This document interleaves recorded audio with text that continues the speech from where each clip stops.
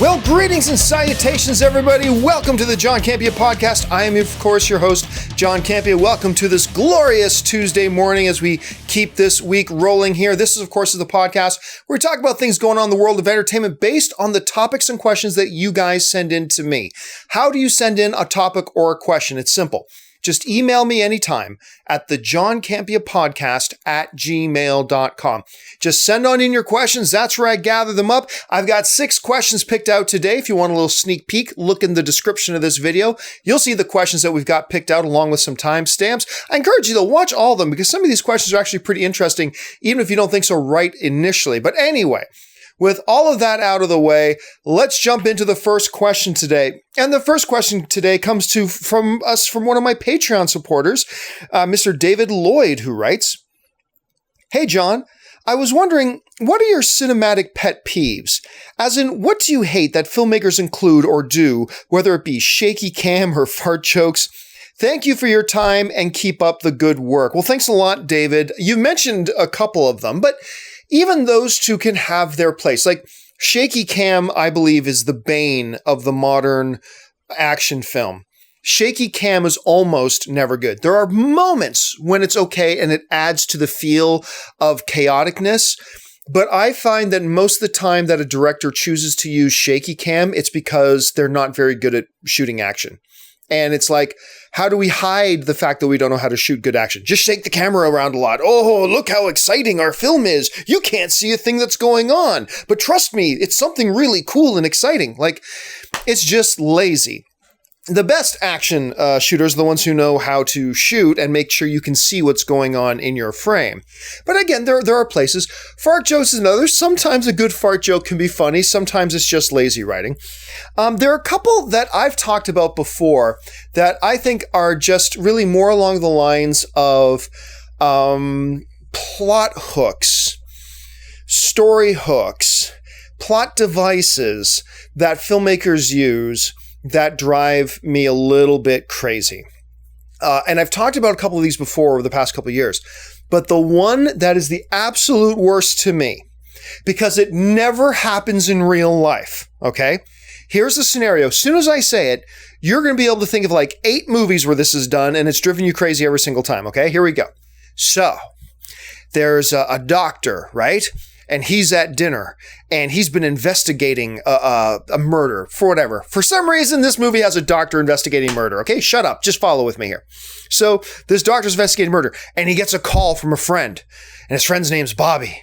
And the doctor goes, "Bobby, what is it?" And Bobby says on the phone, "Sorry to interrupt you in dinner, but I've just found out the most earth-shattering thing that will change the world and change the course of your investigation. It's of paramount importance that you know what it is." And then the doctor, you already know where this is going. The doctor says, "Well, tell me." And what does Bobby say? "Not over the phone. Meet me on the cliff of Murder Peak at midnight." For whatever reason, and I'll tell you then. And of course, you know, Bobby is not going to make it. Bobby is not going to be alive by the time the doctor gets to Murder Peak. Somebody will already have completely expectedly pushed Bobby off of Murder Peak. I hate that character A gets contacted by character B, and character B says they got something really important to tell character A, but not on the phone, or not right now, or whatever. Meet me in some preconceived place where we'll do this. And you know at that point that the Bobby is not going to make it, or is not going to live, or isn't going to make it to Murder Peak, okay? And I see this happen all the frickin' time. I've seen this plot device used in so many movies and so many TV shows, and every time it comes up, I just want to smack my head and roll my eyes. Okay, so that's the big one. Another minor one, and you've probably heard me talk about this one a lot too, whereas if there's a movie where you have the hero, and the hero's in love with a girl, say, or it could be in love with a guy, whatever, but for our examples, our hero's in love with a girl. If that girl already has a boyfriend or a husband, 99 times out of 100, the filmmakers would take the lazy route and make the boyfriend or husband, the existing boyfriend or husband, a total asshole. Every time. It's like, all these girls that the heroes fall in love with must be stupid because they date or marry assholes all the time. It is good. It's never without fail. Okay. Every single time I'm watching a movie and our hero is this guy named Billy Bob, and Billy Bob is just a good kid from the wrong side of the tracks, and he falls in love with this cheerleader girl, but the cheerleader girl has a boyfriend, and you automatically know before you even meet the boyfriend's a total dick and an asshole. Because they don't want you to feel bad for that boyfriend. They want you to cheer for Billy Bob, that Billy Bob should be allowed to steal away that guy's wife or girlfriend and feel good about it. Like, if Billy Bob stole away the girlfriend or the wife of a good guy, then we wouldn't like Billy Bob so much. So we have to make sure we're cheering for Billy Bob to steal away that guy's wife or girlfriend. And they do it like every time. Every single time. And it happens in reverse too. And the hero movie's a girl and she's in love with a guy and that guy's already got a wife. That wife is a total dick too. So, I mean, those are a couple ones. There are probably about 100 of these little plot devices that filmmakers use that I think are very lazy to artificially create tension or to create attachment or whatever. But those are the types of things, less so than shaky cam or fart jokes or whatever. Those are things that really drive me nuts. But I'm sure you've probably got a few overused plot devices that drive you crazy too. Jump into the comments section below and let me know some of the ones that bother you the most. All right, thanks a lot for the question, David. We move on to the next question, which also comes to us from one of my Patreon supporters. It comes to us from Brian, who writes, I'm curious about movie marathons that theaters host before big new releases. For example, when Civil War was released at my local theater, they sold a ticket for an event where you could watch Captain America and Winter Soldier before Civil War and charged $30. Does that entire $30 get credited to Civil War's box office take? Or does some of it get credited to Captain America and Winter Soldier as well? Good question, Brian. I have a feeling. Now, we've all done these marathons, and I love it when movie theaters do these types of marathons. Like when the last Harry Potter movie was coming out, they did like a 24-hour Harry Potter marathon where for like one ticket, I think it was like $50. You can go to the theater all day and watch all the Harry Potter films one more time on the big screen. A lot of fun, very cool. So we see more and more of these things happening.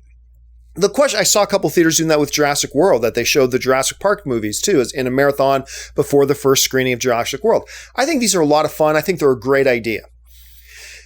But I remember once I was thinking about that too, because remember, I used to work with AMC Theaters. I was their online movie guy at AMC Theaters. And so I once asked the general manager at the theater, hey, we're charging X amount of dollars for, I believe it was the new Thor film. I can't remember, but there was a marathon of some sort, like a 3-film marathon. And I remember I was curious about this exact same thing. Does all the box office dollar go to that or does it go to all three?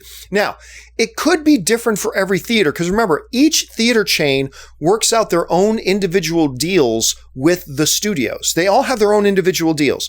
So just because I found out one answer at AMC doesn't mean that's the same answer for every marathon at AMC. It also doesn't mean it's the same answer for Lowe's or for Regal or for Cinemark or any of the other theater chains. But when I asked, because it was a Marvel marathon of some kind, and I asked the general manager at this one specific AMC theater, they told me that it actually, the way the numbers get broken down is that a certain percentage of the ticket went to each individual film. So that was my understanding for that one time. But again, every deal is negotiated individually. I don't think there's just one general rule that when a theater does a marathon, this is how it works. I think they're each individually negotiated and worked out, and they structure it in a way that works best for them. In that one situation, a percentage of the movie ticket went to each one of the individual films, or at least got, credited in the spreadsheet under certain films' lines and others did not. So that's the experience that I had, but that doesn't mean that's the way it normally is. It doesn't mean that's the way it is at the theaters near you. The best thing to do is go and ask a general manager at the theater near you, and they might be able to give you a more definitive answer. Good question, though. I like that type of thinking. All right, thanks a lot for the question, Brian. We move on now to the next question. And the next question comes to us from Jeremy Cline, who writes, there was a report at Entertainment Weekly a while back about a new showrunner taking over the next season of Iron Fist by the name of Raven Metzger. By the way, you spelled it wrong. There's no G. It's Metzger. Are you aware of his work? And does this make you more excited about the possibilities for season 2? Yeah, look, everybody knows by this point, I'm 50-50 on the Netflix Marvel Universe. Love Daredevil Season 1. Love Daredevil Season 2. Really like the first half of Luke Cage. Didn't so much like the second half of Luke Cage after Cottonmouth died. Spoiler. Sorry, that was a spoiler. For those of you who haven't seen it yet. I was not a fan of Jessica Jones, and I definitely was not a fan of Iron Fist. I did not think Iron Fist worked. It had its redeeming qualities, yeah, sure. Even the worst of films or TV shows have redeeming qualities, and Iron Fist certainly had some redeeming qualities. But one of the big problems, I think, was Finn Jones. Finn Jones was not the right casting. And, he got better. Not great, but Finn Jones got better in Defenders. I always like siding with the actor. I like saying that the actors are talented, but Finn Jones was not a good fit. Maybe he's a great actor in other types of roles, but it was miscast. It did not work for me. But anyway, they got rid of their showrunner. And now they have a showrunner for season 2 by the name of Raven Metzger, who's taking over. Now, Metzger has been an executive producer on some not so great shows. Heroes Reborn. He was a producer on that, and that show was bad. He was a producer on Sleepy Hollow, which I actually watched Sleepy Hollow, and I kind of like Sleepy Hollow. The final season was garbage, and actually the second final season wasn't so great either, but the first 2 seasons I thought were pretty good. But overall, maybe I'd give Sleepy Hollow a B or a B minus. So he did Heroes Reborn, he did that, but he was also a writer on, you guessed it, Iron Fist Season 1. So since he's already been attached to Iron Fist, and he is one of the contributing factors to Season 1 of Iron Fist being what it was, which wasn't very good, it's difficult for me to get terribly excited about a new guy coming in. Now, I'm going to give him a chance. Like, maybe this will be something new. Sure, that'll be great. But I don't know how different we can expect Iron Fist Season 2 to be, despite the fact they have a new showrunner. It's a showrunner who was already attached to the show, and some of the other shows that he's been a producer on haven't exactly been great. And in my opinion, the biggest weakness of the show, which is the miscasting of Finn Jones as Danny Rand, is still Danny Rand. He's still Iron Fist. So all of that taking into consideration, that the new showrunner was already one of the guys on the show. He's produced some shows that weren't all that great. And the biggest problem with the show is still there, which is Finn Jones. It's difficult for me to get excited. It really is. But you know what? They learn.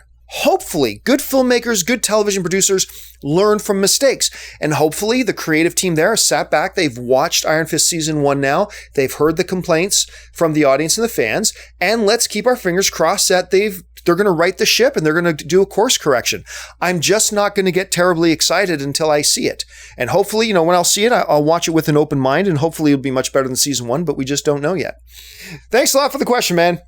All right, we move on to the next question, which comes to us from Nickolas. And Nickolas writes, "Hey, John, been a long-time fan. Great job branching out alone." Thank you so much, Nickolas. I appreciate that. I'm having a good time. I was curious, after the recent news breaking about Joss Whedon, do you think he will still end up directing Batgirl? Also, with such news, do you think it could hurt Justice League's performance at the box office? A Birth of a Nation scenario is coming to mind. Thanks for reading. Well, thanks a lot for the question, Nickolas. For those of you who do not know what he is talking about, a story broke, and this is not rumor, this is all confirmed. A story broke a number of days ago where Joss Whedon's ex-wife published, they're calling it an essay for The Wrap, basically dragging Joss Whedon through the mud. And basically it comes down to this, that she was basically saying that Whedon had multiple affairs while they were married with actresses, friends, whatever, and that because of all that, his supposed feminism, because Joss Whedon is a purported, he's a self-proclaimed feminist, is hypocritical, that he's a hypocrite because he's having all these affairs. So that came out in the news the other day. And now what Nickolas is asking is really 2 questions. Question number 1, do we think he'll still end up directing Batgirl? I'll get to that question later. The second question is, do I think it'll affect the box office performance of Justice League because you mentioned The Birth of a Nation. And for those of you who remember, The Birth of a Nation had a massive controversy break before the film was released. It turned out that the filmmaker was accused and probably ended up raping a girl when he was in university with his producing partner, and it got covered up and blah, blah, and that basically sunk the ship and sunk the guy's career. Let me be really, really clear here. This is not a Birth of the Nation situation. Joss Whedon is not being accused of rape, okay? Do not, in the slightest of ways, equate rape with somebody having an affair. Those are wildly, hugely different things, okay? So let's not even begin to draw lines between somebody messing around with somebody and somebody raping somebody, okay? Those are totally different scenarios, okay? Now, as far as my personal feelings go about, this report that came out that Joss Whedon has cheated on his wife, I don't give a fuck. Why don't I give a fuck? Because it's none of my business. What one person, what a husband or a wife does in the confines of their marriage and, what the understanding they have or don't have and how one, treats the other one wrong, as long as it's not physically treating them wrong, it's none of my business. It's not against the law. There's no laws in this country about a wife cheating on a husband or a husband cheating on a wife. There's nothing like that. And if Joss Whedon cheated on his wife once, twice, 3, 50, 500 times, it's none of my business. Then it honestly does nothing to impact how I view his films. Now, if it comes out he was physically abusive to his wife, well then fuck Joss Whedon. But that's not what's being claimed here. There's nothing in this, well, at least what I read from Whedon's ex-wife, that there was any physical abuse or anything like that. Because if there was, fuck Joss Whedon. But that's not the case. She's saying he had an affair. Now, this also brings up an interesting thing, because I saw a lot of people saying, well, then if he's having affairs, then he's a hypocrite because he's talking about how he's a feminist. I honestly don't see how those things are in contradiction of each other. Now, some of you might be getting mad at me. That's fine. I'm not going to change or hide or disguise or be vague about my opinion on this out of fear that you might be mad at me. At least if you're mad at me, you'll be mad at me for my actual opinion. But here's the way I see it. It is not inconsistent for somebody to believe that women, because ultimately, unless I'm defining this wrong, feminism is just at its core is the belief that women are equal to men and should be treated as such. That women are equal to men and should be treated equally to men, should be given the same opportunities, should be judged by the same merits, that women are equal to men. I don't see how somebody saying they have that core belief is somehow contradicted by them having an affair, any more than I believe like a gay person who believes in equal rights for gay people having an affair on their gay partner means that gay person doesn't actually believe in equal rights for gay people. Of course they do. I don't see how one is necessarily connected to the other. Now, if it came out, if one of the women that Joss Whedon had affairs with came out and said, no, he forced me to have this affair, he used his position of power to pressure me into having an affair and all that kind of stuff, and didn't treat me equally, didn't treat me like I had a choice in this matter, but I felt like I had to have it. Well, that's a horse of a different color, to quote Wizard of Oz. Then that's a different situation. But again, from the article that I'm reading, that's not the case. So my feelings on this is I don't give a fuck. Any more than I really cared when I found out Ben Affleck had affairs on Jennifer Garner. How dare you, Ben? But my dear, sweet Jennifer Garner. Look, it's because it's none of my business. This is none of my business. What they do in or outside of their marriage, none of my business. Then any more than it does with this person. And guess what? I'm sorry. If you were going to reject being a fan of anybody in Hollywood, especially in Hollywood, that had affairs, your fan list is going to be real short, pretty much non-existent. I think Hugh Jackman is probably the only guy you'd be allowed to be a fan of still, because I'm pretty sure that guy is squeaky fucking clean. I love Hugh Jackman. But so to your question about, do I think this will impact the box office of Justice League? Honestly, I don't think so. Because this information came out a couple of days ago. And I'm sure me talking about it right now might be the first time a lot of you are even hearing about it. It's not like the world exploded when they found out, oh my goodness, Joss Whedon's ex is saying he had affairs. I honestly, I think people don't care. I think ultimately people don't care.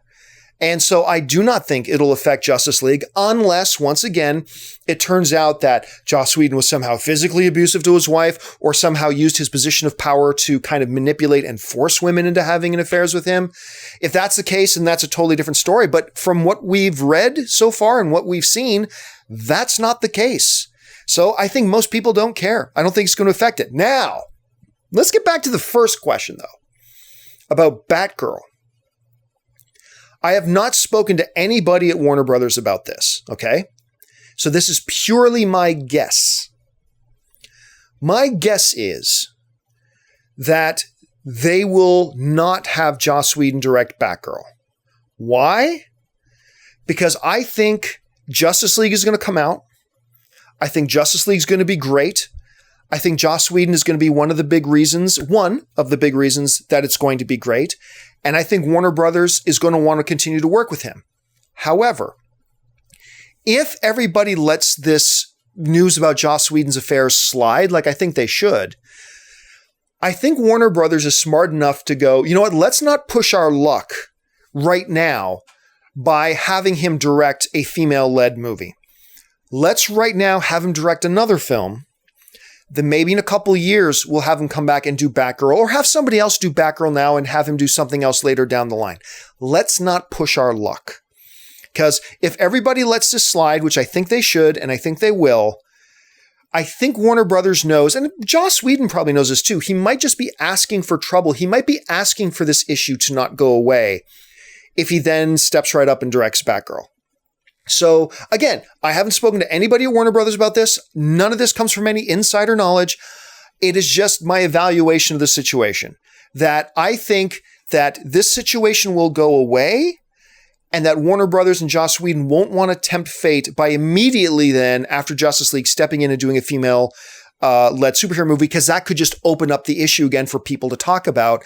And really, Warner Brothers and Joss Whedon would just rather the issue go away. And I think ultimately it will. I don't think it's a situation that is going to be harped on or worried about for too awful long. I think they just got to be cautious about how they navigate it right now. And again, I'm not condoning Ben Affleck cheating on Jennifer Garner. I'm not condoning that Joss Whedon cheated on his wife. Again, it's just a baseline that's none of my business.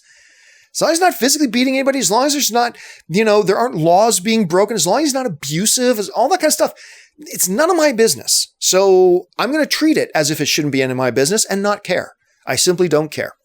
Anyway, I'm sure a lot of you probably have a lot of very passionate opinions about this. I encourage you, let's have a dialogue. Let's talk. Hey, look, I'm open to having my mind change with a good enough argument. Jump down to the comments section and leave me your thoughts and let me know what you think.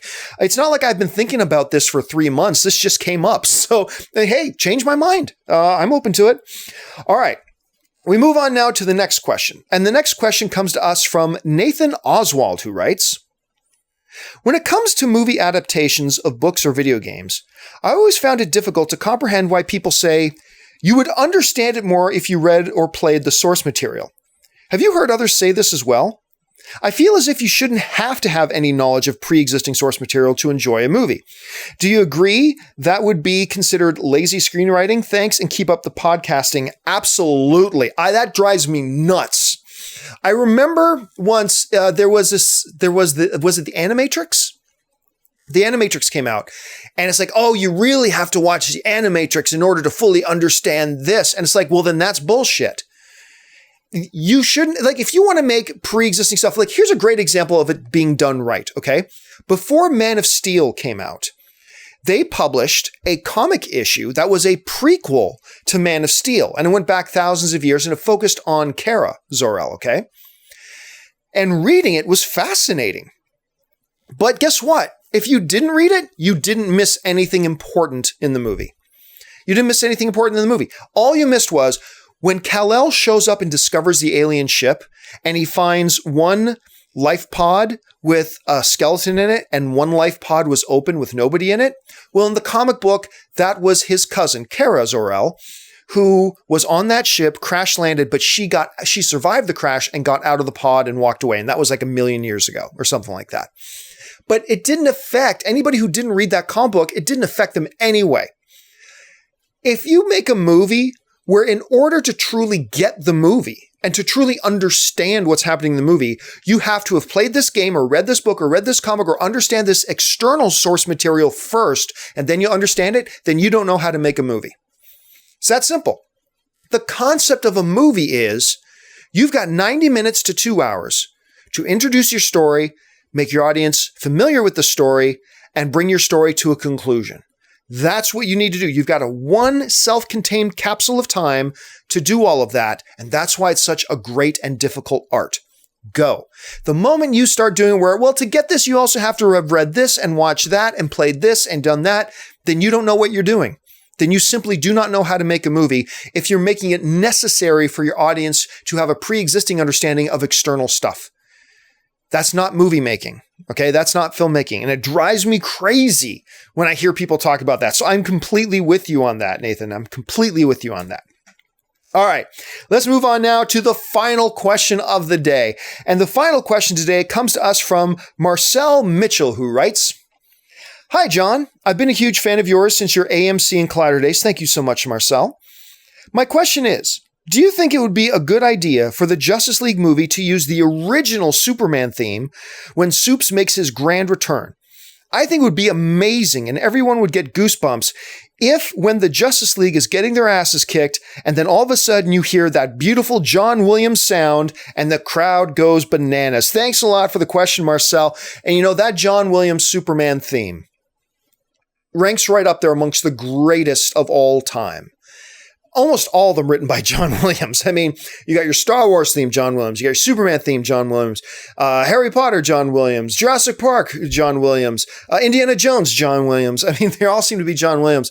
And that is an incredible piece of music. Bum, bum, bum, bum, bum, bum, bum, bum. It's terrific. It's awesome. Do I think Justice League should have that John Williams score play when Superman shows up in Justice League? Hell no. Hell no. I love the John Williams theme. I love it. One of the greatest movie themes of all time. But guess what? This isn't that Superman. That's the theme to the Christopher Reeve Superman. And that's a different character. That's a different movie. That's a different cinematic universe. That's not his. That theme is identified with that Superman. This Superman, the Henry Cavill Superman, the Superman of the DCEU, he has a theme that is also mind-blowingly awesome, the Hans Zimmer theme. That theme is incredible. I can sit down and just pop that theme on loop on YouTube and just listen to it for like an hour. I love that theme. It's incredible. And I can listen to it all day. It's amazing, but it's not an argument or a question about which theme is better. It's that one theme belongs to one Superman, another theme belongs to another. This Superman is his own Superman, and this Superman's theme is the Hans Zimmer Superman theme. That's his theme. And so, no, I do not believe at all. I think it would be disrespectful to the fans of this Superman to all of a sudden start playing another character's theme music. Because as much as I love the John Williams Superman score, that's not this character's theme music. It's not. It's theme music to another guy who wore an S on his chest, but it's not this character's theme music. And therefore, I think it would be a disservice to the DCEU. I think it would be a disservice to fans of this Superman to play somebody else's theme music. This Superman's got theme music, and it's amazing theme music, and it's theme music that induces goosebumps. So, yeah, no, I disagree with you. Do not play the old theme because the old theme is to a different character. That'd be like saying, hey, when Batman shows up, play the Knight Rider theme. That would be amazing. Dun, dun, dun, dun, dun, dun, dun, dun. Oh, that's Airwolf, isn't it? Dun, dun, dun, dun, dun, dun, dun. That's Knight Rider. Dun, dun, dun, dun, dun, dun, dun, dun, dun, dun. That makes about as much sense. Play the Knight Rider theme when Batman shows up. That'll be awesome. No, it wouldn't, because that's not his theme. And the John Williams score is not this Superman's theme. So, yeah, I got to disagree with you on that, man. I'm with you. We are brothers in loving that John Williams score, but that score belongs to another character. Anyway, that'll do it for me, guys, for this episode of the John Campea podcast. Thank you so much for joining me. Listen, a little bit earlier, I mentioned a couple of Patreon supporters. They wrote in questions. If you'd be interested in becoming one of my Patreon supporters, if you watch a lot of my videos, I make like 70 to 90 videos every single month. Check out the link in the description below to go to my Patreon page, or you can see the link actually right beside me here. Is it this way? Okay, you can see the link right beside me there. Go there, get more information, become one of my Patreon supporters. But while you're here, take a second and click the subscribe button. Become a subscriber to my YouTube channel, and make sure you're following me on social media, on Facebook and on Twitter, simply at John Campea. That'll do it for me for today, guys. Thanks so much for joining me. Until a little bit later, bye-bye.